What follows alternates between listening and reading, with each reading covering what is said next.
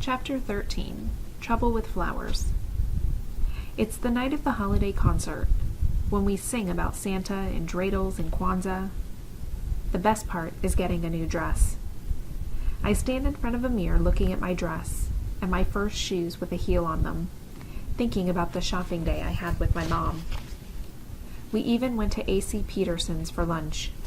I like how she stayed with me in the booth instead of having to go wait on the other people. I love to sing, but I don't like our music teacher, Mrs. Muldoon. Max calls her Minefield Muldoon because she never can tell when she'll blow up over something. Oliver calls her that too, but he acts it out by leaping into the air and yelling, "Muldoon!" as he lands on the floor and rolls. He doesn't stop, though. He goes from a roll right to his feet again, like a cat in a cartoon. Shay is making fun of Albert because his clothes don't fit. "What's with the pants, Albert?" she says. "Did you get that outfit in 3rd grade?" So they keep coming back to the clothes that Albert wears, and that he wears the same clothes, wears too small of clothes, and now his pants. In realistic fiction stories, authors oftentimes tuck in these details that raise us about awareness of social issues. So perhaps in this case with Albert, why might Albert appear this way? So let's keep that in mind as we continue to read. Keisha whips around fast. "Why do you always try to pull people down?" she asks. "Because some people deserve it, that's why," Shay answers. "Deserve to be pulled down? Really?" Keisha asks.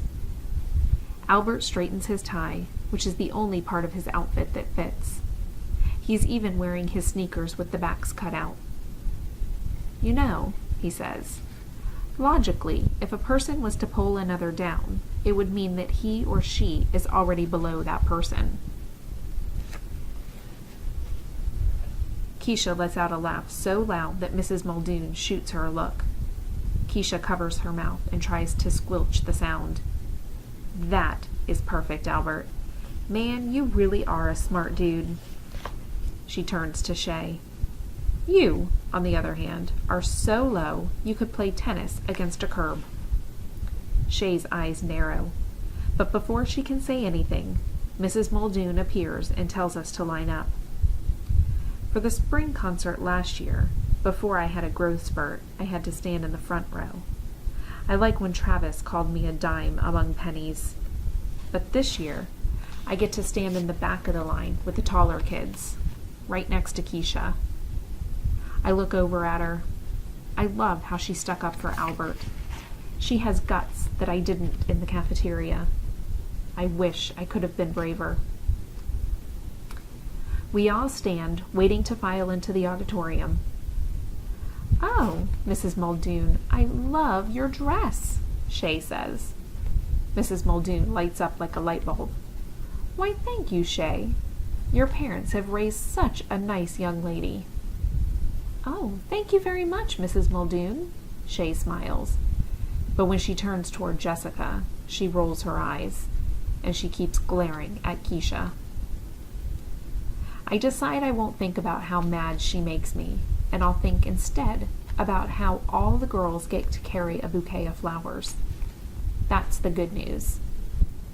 The bad news is that they have been donated by Jessica's father, the florist. It's nice of him, but Jessica hasn't stopped bragging about it. Mrs. Muldoon walks down the line, handing out the most beautiful bouquets I've ever seen, like the ones that brides carry. Dark red ribbons that wind around the stems like a barber light pole. Ribbons dangle from the bottom, too.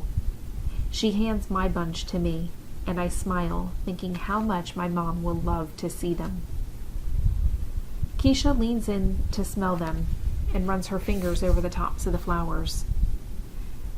Then one of the white buds falls off and bounces off down her shiny black shoe. Mrs. Muldoon is there in a second. "What do you think you're doing?"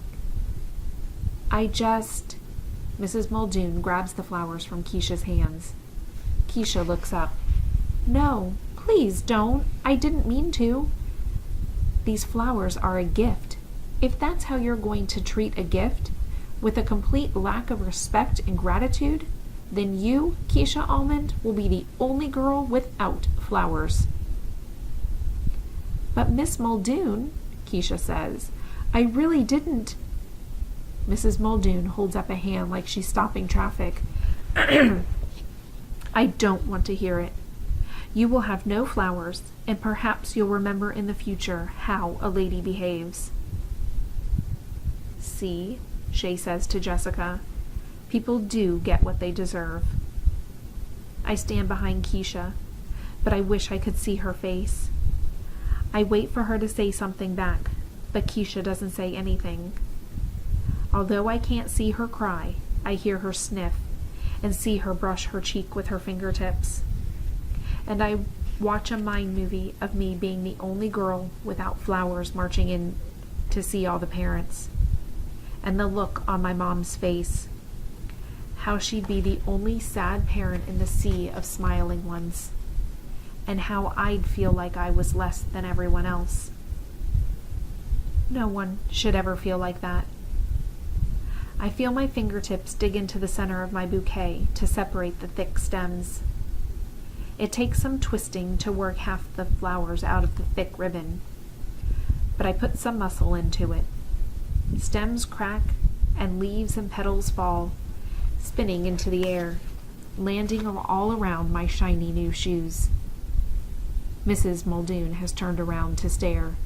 Her mouth is wide open enough for a bird to build a nest in. I hold her gaze as I hand half the flowers to Keisha.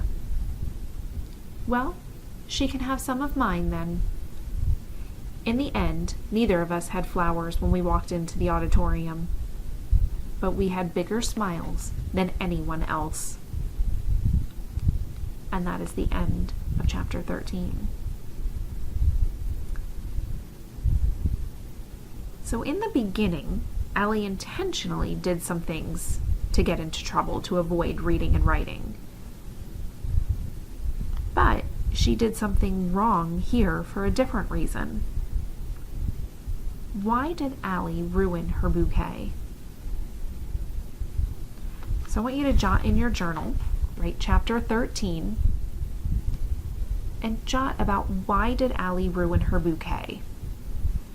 Now I want something more in depth than just she ruined it to give half of them to Keisha. Why did she really ruin it? What was her thinking behind splitting her flowers in half?